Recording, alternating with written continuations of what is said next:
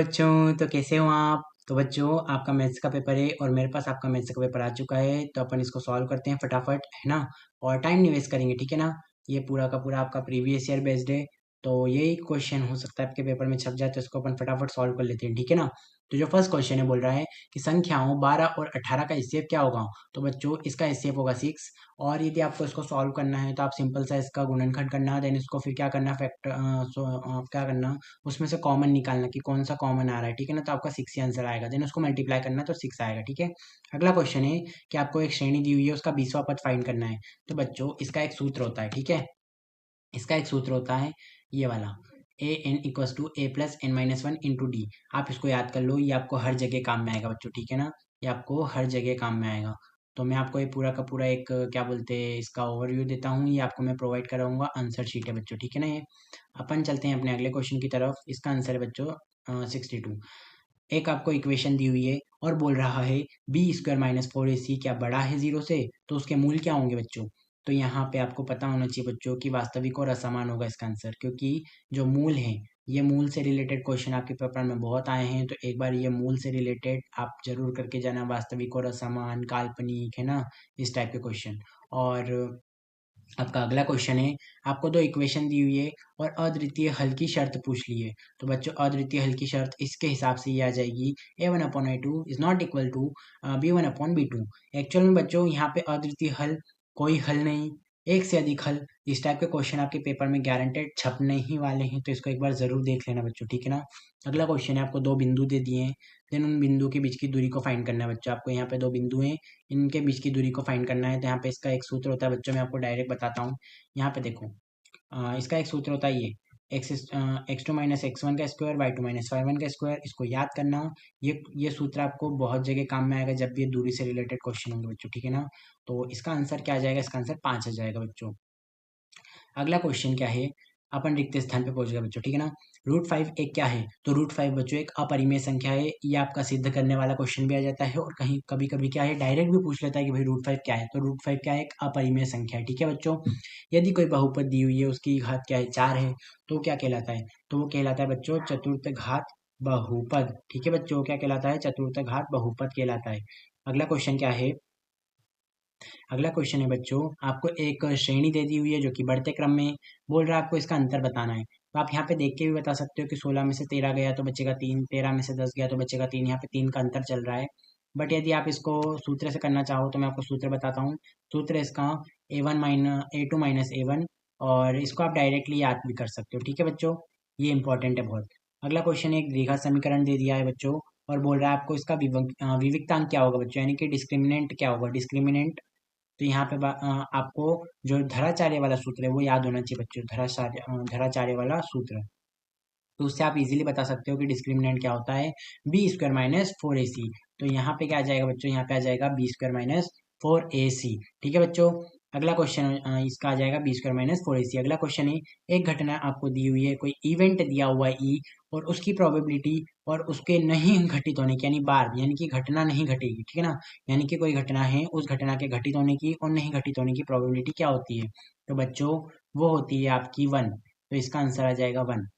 Actual में बच्चों यहाँ पे ये देखो, अगला क्वेश्चन है कि त्रिज्या आर वाले वृत्त के क्षेत्रफल क्या, सॉरी, त्रिज्या आर वाले वृत्त का क्षेत्रफल क्या होगा। तो बच्चों जब त्रिज्या नहीं देते हैं तो अपन डायरेक्टली एक फॉर्मूला यूज करते हैं, पाई आर स्क्वायर। तो यहाँ पे आर वही है बच्चों, ठीक है ना। पाई आर स्क्वायर जो है इसका, यहाँ पे फिल इन द ब्लैंक में पाई आर स्क्वायर आएगा, ठीक है। अगला क्वेश्चन है आपका सत्य असत्य से रिलेटेड। असंभव घटना की प्रायिकता 0 होती है, हाँ भैया इसकी तो 0 ही होती है। अगला क्वेश्चन, शंकु का आयतन क्या है, 1/3 पाई आर स्क्वायर होता है, हाँ भाई यही होता है। अगला क्वेश्चन, यदि डी की वैल्यू छोटी है 0 से, तो क्या वास्तविक मूल होते हैं, शायद से नहीं यार बच्चों, इसका आंसर ये गलत है, यानी कि ये असत्य है। यहाँ पे क्या आएगा बच्चों, इसका आएगा काल्पनिक मूल होते हैं, ठीक है ना। डी की वैल्यू जब भी 0 से छोटी होती है तो यहाँ पे काल्पनिक आएगा, ठीक है ना, तो सत्य हो जाता। अगला क्वेश्चन है, सभी प्रारंभिक घटनाओं की प्रायिकताओं का योग क्या एक होता है, हाँ यार ये तो सही है। अगला क्वेश्चन, दूरी का सूत्र क्या यही होता है, मैंने तो शायद बच्चों आपको याद भी करवा दिया है, शायद आपको लिखवा भी दिया है, ठीक है ना। दूरी का सूत्र यहाँ पे आपको मैंने बता भी चुका हूँ, ठीक है ना। तो यही होता है ना, यही तो होता है X two minus X one का square plus Y two minus Y one का स्क्वायर, तो ये सत्य है। अगला क्वेश्चन, आपको भैया एक वो दे दिए, क्या बोलते हैं, एपी का एनवा पद का सूत्र क्या यही होता है? हाँ यही होता है, A plus N minus one into D, यही तो होता है, मैंने आपको बता भी चुका हूँ, ऊपर बता चुका हूँ, ठीक है ना। अपन चलते हैं नीचे।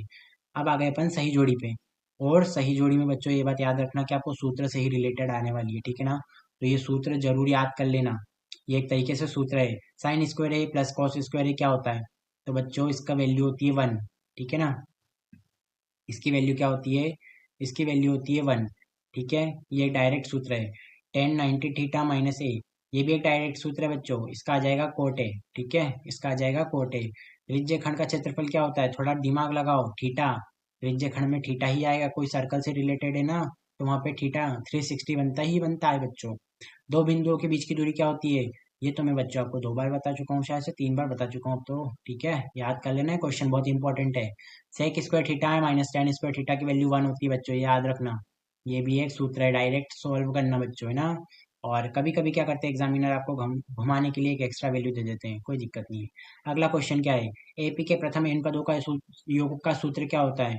तो बच्चों एस एन का फॉर्मूला पूछ रहा है आपको, सिंपल सी तो बात है, और आपको लगे बच्चों तो इसका स्क्रीनशॉट खींच सकते हो, ठीक है। ये सही जोड़ी से रिलेटेड है, सभी का मैंने लिख रखा है, ठीक है, स्क्रीनशॉट खींच सकते हो।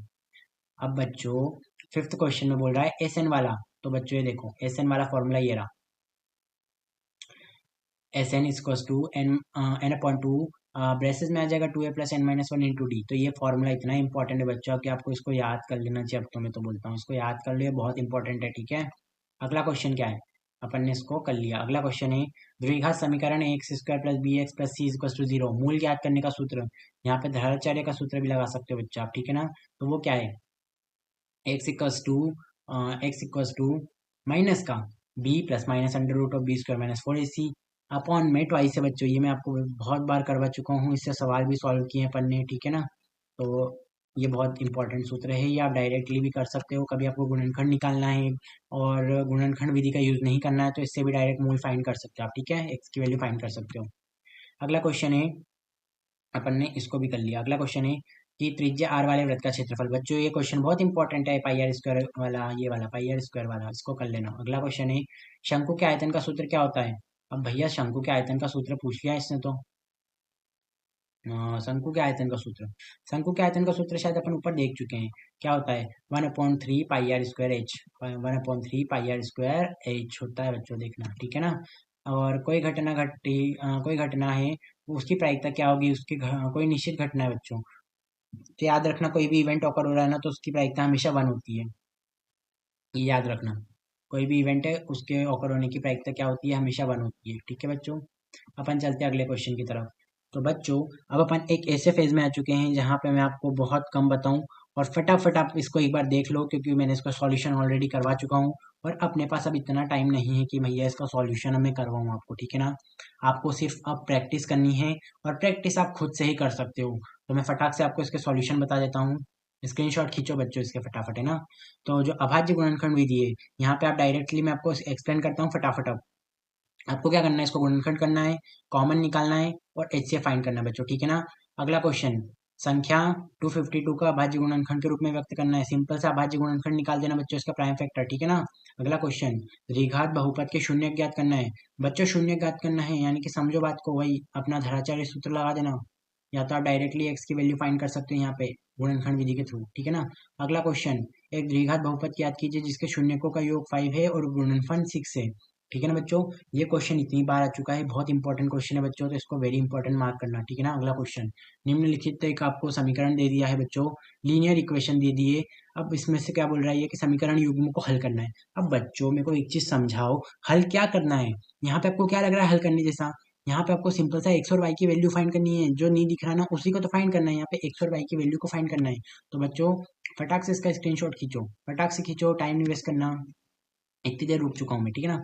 अगला क्वेश्चन, निम्नलिखित समीकरण युग्म में से ये दिया हुआ है आपको, ठीक है, तो आपको क्या करना है? संगत असंगत फाइंड करना है। ये क्वेश्चन भी बहुत बार आ चुका है इसलिए मैंने इसको इसमें लिया है, ठीक है ना बच्चों। अगला क्वेश्चन, आपको दिया हुआ है एपी के दो पदों का वो ज्ञात करना है बच्चों, ये क्वेश्चन अपन कर चुके हैं ऑलरेडी, और सबसे पहली बात तो अपन इसका सूत्र कर चुके हैं बच्चों, ठीक है ना। तो आप डायरेक्टली फाइंड कर सकते हो और सूत्र लगा के भी फाइंड कर सकते हो ए एन वाला, ठीक है। अगला क्वेश्चन, एक द्विघात बहुपद याद कीजिए जिसके शून्यकों का योग 3 है, गुणनफल 2 है। ये मैंने डबल इसलिए लिया क्योंकि बहुत इंपॉर्टेंट क्वेश्चन है बच्चों, इतना इंपॉर्टेंट है कि मैंने इसको डबल ले लिया, कोई दिक्कत नहीं। अगला क्वेश्चन, दिया गया बहुपद पी एक्स का ग्राफ नीचे दर्शाया गया है। ये ग्राफ दिया हुआ है बच्चों, ये ग्राफ है आपको, ठीक है, ये ग्राफ दिया हुआ है। तो आपको क्या करना है, आपको सिंपल सा शून्यकों की संख्या ज्ञात करना है। तो आपको इसको शून्यकों की संख्या को फाइंड कर लेना बच्चों, इजीली, बहुत इजी क्वेश्चन है, कोई दिक्कत की बात नहीं है। ये खुद से करना और मेरे को कमेंट करके इसका आंसर बताना। अगला क्वेश्चन, 4 9 14 19 का फिर 15वां पद ज्ञात करना है बच्चों। तो ये डायरेक्ट सूत्र लगाना, जो भी डायरेक्ट आपका सूत्र होता है एन वाला, ठीक है ना, A plus N minus one into D वाला सूत्र लगाना, डायरेक्ट सॉल्व हो जाएगा, ठीक है ना बच्चों। अगला क्वेश्चन, ये क्वेश्चन भी सेम टू सेम सॉल्व हो जाएगा, ठीक है। और आधारभूत समानुपातिक प्रमेय का विलोम करना है बच्चों। तो ये क्वेश्चन थोड़ा थ्योरम से रिलेटेड है, आपके पेपर में डायरेक्ट क्वेश्चन ही छप सकता है। तो ये मेरे को लगा कि इस बार आ सकता है, तो इसको मैंने इस पेपर में इंक्लूड कर लिया है, ठीक है ना। और अगला क्वेश्चन बच्चों, बिंदु दिए हुए हैं उनके बीच की दूरी को फाइंड करना है। तो ये तो आपको सूत्र पता ही है, डायरेक्ट सॉल्व करना। और आपको लगे तो मैं इसका क्या बोलते हैं, आप स्क्रीनशॉट खींच ही लग सकते हो। क्वेश्चन नंबर 10 का ये है बच्चों, एंड 11 का ये है। एक्चुअल में बच्चों इसका ये है कि शायद से नंबरिंग मिस्टेक हो चुकी है, तो आप एक बार देख के ही सॉल्व करना, ठीक है। और ये बच्चों आप ऐसा मत समझो कि क्या इतना सरल पेपर आएगा। जी हाँ बच्चों, पेपर आपका सरल ही आएगा, आप शांत माइंड से करोगे तो आपसे सब क्वेश्चन बनेंगे, कोई दिक्कत की बात नहीं है। टेंशन लेके करोगे तो आपको जो सरल पेपर है ना वो भी टफ लगेगा, ठीक है। अगला क्वेश्चन, आपको एक एंगल दिया 60 degree, sign A cos A का मान फाइंड करना है। बच्चों ये बहुत इजी है, यदि आपने वो कॉलम वाला कर रखा है ना टेबल, तो ये डायरेक्टली साइन ए का मान पता होगा, साइन 60 कितना होता है, कॉस 60 कितना होता है, ठीक है। अगला क्वेश्चन, वैसे मैं आपको इसका वो बता देता हूँ आंसर, ये देखो, स्क्रीनशॉट खींच लेना। अगला क्वेश्चन, बिंदु ये दिए हुए हैं दो, एंड इनके बीच की दूरी को फाइंड करना है। अब बच्चों कंफ्यूज करने के लिए आपको डायरेक्ट ऐसा भी दे सकते हैं, यहाँ पे आप प्लस माइनस की मिस्टेक कर सकते हो यदि आपको सूत्र पता है तो भी। और आपको उसको कंफ्यूजन, मतलब आपको वो कंफ्यूजन करना ही नहीं है, इसलिए सूत्र को ऐसा याद करना है कि आपसे कोई रात में पूछे तो आप बता सको, ठीक है ना। तो इसको आप डायरेक्टली सूत्र में वैल्यू पुट करना x1 और y1 की, और सॉल्व कर लेना। अगला क्वेश्चन, आपको cos ए दिया हुआ है, sin ए tan ए फाइंड करना है। तो बच्चों आपने बचपन में तो आपको बच्चों मैंने बता चुका हूँ ऑलरेडी कि एक लाल बटे कक्का का फॉर्मूला होता है, देन उसको डायरेक्ट पुट कर सकते हो। या फिर आपको थोड़ा पता है तो 4 5 और 3, 3 4 5 का ट्रिपलेट होता है, 3 4 और 5, 3 4 5 का ट्रिपलेट होता है। तो यहाँ पे डायरेक्टली तीन यानी कि आपको डायरेक्टली पता चल गया कि डायगोनल क्या है, सॉरी, है ना, डायगोनल दिया हुआ है और वो दिया हुआ है, ठीक है ना। तो आपको डायरेक्टली पता चल गया कि जो आपका अगला वैल्यू है वो क्या है, 3 है। आपको मतलब पाइथागोरस प्रमेय नहीं लगाना पड़ेगा बच्चों में, ऐसे समझाने की ट्राई कर रहा हूँ, कोई दिक्कत की बात नहीं है, डायरेक्टली आप इसको सॉल्व करना लाल बटे कक्का से। अगला क्वेश्चन है मान ज्ञात करना है। तो ये क्वेश्चन बहुत इंपॉर्टेंट है, इसलिए इसको लिया है बच्चों, ये इतना इंपॉर्टेंट है कि आप इसकी प्रैक्टिस करो, हो सकता है पेपर में यही छप जाए, ठीक है। अगला क्वेश्चन है, त्रिज्या दी हुई है, कोण दिया हुआ है, त्रिज्यखंड फाइंड करना है। तो आपको इसको डायरेक्टली सॉल्व करने की कोई नीड नहीं है, इसका एक सूत्र होता है, आप इसको सूत्र याद करो और बिना किसी की टेंशन के डायरेक्ट वैल्यू पुट करो। और ये सूत्र है बच्चों, इसको याद करके जाना, इस टाइप का क्वेश्चन आपके पेपर में आ सकता है, ठीक है। अगला क्वेश्चन, भैया एक 8 मीटर लंबी रस्सी है और वो खूंटे से बंधी एक बकरी है, ठीक है ना, कितना, तो एक इतनी बड़ी रस्सी है, इसकी लेंथ कितनी है, 8 मीटर। यहाँ से स्टार्ट करेगी चलना, यहाँ से तो एक गोल गोल घूमते जाएगी बच्चों, याद रखना। तो यहाँ पे एक तरीके से पूरा सर्कल बन जाएगा। तो सर्कल का क्षेत्रफल का सूत्र जो होता है पाई आर स्क्वायर होता है। यहाँ पे आर की वैल्यू 8 दी हुई है, सॉल्व कर लेना, फटाक से आंसर आ जाएगा। अगला क्वेश्चन, एक पासे को फेंका, 3 से बड़ी संख्या आने की प्रायिकता क्या होगी। 3 से बड़ी कितने संख्या होती है बच्चों, 4 5 6, कितने, 3 बटे में कितना आ जाएगा, 6, यानी कि 1/2 इसका आंसर आ जाएगा बच्चों, ठीक है ना। मैं इसको फटाफट सॉल्व करा रहा हूँ, इसलिए इसको पूरा नहीं करा रहा हूँ, ठीक है ना, बट इसको काटोगे पिटोगे तो यही आएगा। अगला क्वेश्चन, एक थैले में 4 लाल 3 नीली 5 हरी गेंदें हैं, और एक कोई व्यक्ति है उसने निकाल ली एक गेंद, और वो गेंद के हरे होने की क्या प्रायिकता है। तो बच्चों जो भी गेंद निकाली जाती है ना उसको ऊपर रखते हैं, ऐसे याद करवा रहा हूँ मैं आपको, वैसे आपको इसको ऐसे याद करने की जरूरत नहीं है, ठीक है। और देन इसका जो टोटल होता है उसको नीचे रखते हैं, ठीक है। मैं आपको यहाँ फटाफट बता रहा हूँ, आप इसका आंसर निकाल लेना खुद ही से। अगला क्वेश्चन, इसको सॉल्व जरूर करना है, बहुत इंपॉर्टेंट क्वेश्चन है। अगला क्वेश्चन, निश्चित घटना क्या है, उसकी प्रायिकता क्या होती है। तो बच्चों ये क्वेश्चन इतना इंपॉर्टेंट है कि सपोज कोई घटना है, वो घटना है ना, तो उसके ऑकरेंस की तो कुछ ना कुछ प्रोबेबिलिटी होगी सही। अब यदि वो निश्चित ही है सपोज, तो एक निश्चित घटना है कि जो हमेशा घटेगी सही, मतलब उसकी प्रोबेबिलिटी क्या होगी, एक तो होगी ही होगी, ठीक है ना। तो ये इसका आंसर आ जाएगा। अगला क्वेश्चन है, आपको एक इवेंट दिया हुआ है, उसके प्रोबेबिलिटी क्या है, 0.72 है। तो उसके नहीं होने की प्रोबेबिलिटी क्या है, सिंपल 1 में से माइनस कर लेना 0.72 को, ठीक है। अगला क्वेश्चन, गुणनखंड विधि द्वारा करना है बच्चों। अब इसको सोचो, गुणनखंड विधि आपको आनी चाहिए, फैक्टराइजेशन आपको आना चाहिए, यानी कि जोड़ने घटाने पे आपका 7 आएगा, हाँ, और मल्टीप्लाई करने पे आपका 2 आना चाहिए, तो 6x -2। ये डिवाइड, इसको भी याद रखना बच्चों, इसका भी रोल इसमें, ठीक है। अगला क्वेश्चन, सिद्ध कीजिए कि कोई व्रत है, उसके बाह्य बिंदु से खींची गई स्पर्श रेखाओं की लंबाई समान होती है। तो बच्चों ये तो बहुत इजी है, इसको प्रूव करना बहुत इजी है, तो आप ये डायरेक्टली प्रूव कर सकते हो। और यदि आपने मेरे को पहले से फॉलो कर रखा है या मेरे को जानते हो, तो मैंने आपको इतना इजी वे में बताया इसको कि कोई बोल ही नहीं सकता। अगला क्वेश्चन है, सिद्ध कीजिए कि एक अपरिमेय संख्या। बच्चों इसको तो अपन ने इतनी बार कर चुके हैं कि क्या बोले। यदि आप मेरे स्टूडेंट रहे हो, तो अपन इसको इतनी बार कर चुके हैं। और ये क्वेश्चन तो भैया ऐसा कैसे छप भी जाता है, सिर्फ सेम थ्योरी रहती, थोड़ी बहुत चेंज हो जाती है, ठीक है ना। और एक यूनिवर्सल थ्योरी भी होती है बच्चों। यदि आप बोलोगे तो मैं आपको प्रोवाइड करवा दूंगा। अगला क्वेश्चन, त्रिज्या दी हुई है ना, दो संकेंद्रीय वृत्त, यानी कि दो वृत्त हैं जिसका केंद्र समान है। तो ये भी एक तरीके से आपके थ्योरी से रिलेटेड क्वेश्चन है ना। लंबाई ज्ञात करनी है, सॉरी सॉल्व करना पड़ेगा, तो आप इसको एक बार देख लेना, ये इंपॉर्टेंट है, बहुत बार आ चुका है। और मेंसुरेशन से रिलेटेड क्वेश्चन बहुत है, कन्वर्जन से रिलेटेड क्वेश्चन बहुत है, इसलिए मैंने इसको इंक्लूड किया हुआ है। घन दिए हुए हैं, उसको ठोस में बदल, सॉरी उनको जोड़ के ठोस बना दिया गया है, तो उसका पृष्ठीय क्षेत्रफल, तो ये कन्वर्जन वाले मैंने आपको करवा चुका हूँ ऑलरेडी, है ना। अब भैया आपको ट्रिग्नोमेट्री से रिलेटेड तो पता ही होगा कि एक टावर है, और टावर से रिलेटेड क्वेश्चन भी मैंने आपको बहुत करवा चुका हूँ। ये बोल रहा है कि एक व्यक्ति है, वो नीचे खड़ा हुआ है, ठीक है। ये क्या बोल रहा है कि एक व्यक्ति है, 30 मीटर दूर खड़े टावर के शीर्ष का उन्नयन कोण 45 डिग्री है, ठीक है ना। यहाँ से देखेंगे बच्चों तो 45 डिग्री होगा। तो ये आपसे सिंपल से टावर की हाइट पूछ रहा है, ये वाली चीज पूछ रहा है, तो आप डायरेक्टली इसका सूत्र लगा के इसको सॉल्व कर सकते हो।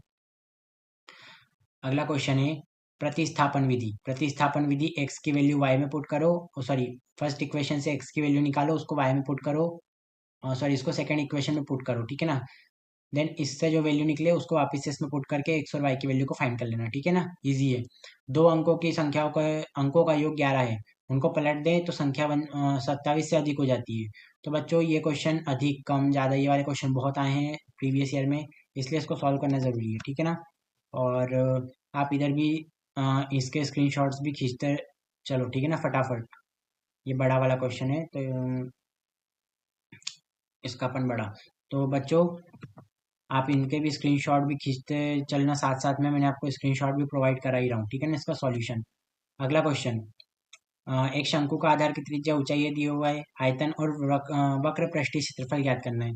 तो बच्चों वही आयतन का सूत्र होता है 1/3 πr²h, और वक्र पृष्ठ का क्षेत्रफल का सूत्र होता है, या डायरेक्टली सॉल्व करना, वॉल्यूम का सूत्र ये होता है, वक्र पृष्ठ का क्षेत्रफल कर्व्ड सरफेस एरिया, यानी कि πrl, ये होता है।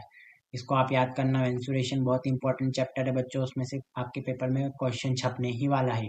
तो बच्चों अगला क्वेश्चन है कि भूमि पर एक बिंदु से 20 मीटर ऊंची इमारत से उन्नयन कोण इतना है, 45 डिग्री है। उसी बिंदु से 30 मीटर ऊंचे शीर्ष का उन्नयन कोण इतना है। तो बच्चों ये सिंपल से आपका वही ट्रिग्नोमेट्री वाला क्वेश्चन है, इसको फटाक से सॉल्व करना, ठीक है ना।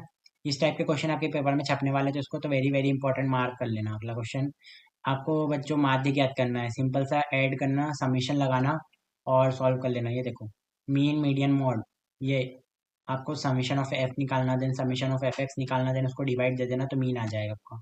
अगला क्वेश्चन, बहुलक यानी कि मॉड। तो बच्चों बहुलक हो गया, मीडियन हो गया, मॉड हो गया, इससे रिलेटेड क्वेश्चन तो आपके पेपर में आने ही वाले हैं, तो एक बार इसको जरूर से देखना, ठीक है ना। ये क्वेश्चन वेरी इंपॉर्टेंट क्वेश्चन है, ठीक है। तो आपने शायद से पूरे पेपर का जो भी है स्क्रीनशॉट तो है, ठीक है, स्क्रीनशॉट ले लेना सभी। ये पूरा पेपर खत्म हो चुका है, आप इसका स्क्रीनशॉट ले लेना सबका, ठीक है। तो सभी को ऑल द बेस्ट, अपन मिलेंगे नेक्स्ट वीडियो में। और यदि आपको इसका पूरा हैंड रिटन नोट्स चाहिए जो कि सॉल्व है मेरे खुद के द्वारा, मैंने खुद ने सॉल्व किया एक एक स्टेप्स के थ्रू, तो मेरे को ज़्यादा से ज़्यादा कमेंट करना, ठीक है। तो आपका पेपर जब भी है उससे पहले तो मैं एटलीस्ट आपको प्रोवाइड करा ही दूंगा। और जाते जाते एक काम ज़रूर करना बच्चों, इस चैनल को सब्सक्राइब करना, क्योंकि मैं इस पे बाकी के पेपर भी डाल दूंगा। तो इस चैनल को सब्सक्राइब करना, हो सके तो इस वीडियो को ज़्यादा से ज़्यादा क्या करना, शेयर करने का ट्राई करना, ठीक है। अपन मिलते हैं नेक्स्ट वीडियो में। तब तक के लिए सभी को, तब तक के लिए बच्चों सभी को क्या, ऑल द बेस्ट, ठीक है ना। और यदि आपको लग रहा है कि आपको नोट्स चाहिए तो मेरे को ज़्यादा से ज़्यादा कमेंट करना, ठीक है। मिलते हैं अपन नेक्स्ट वीडियो में। Bye bye, tata, all the best. बच गया।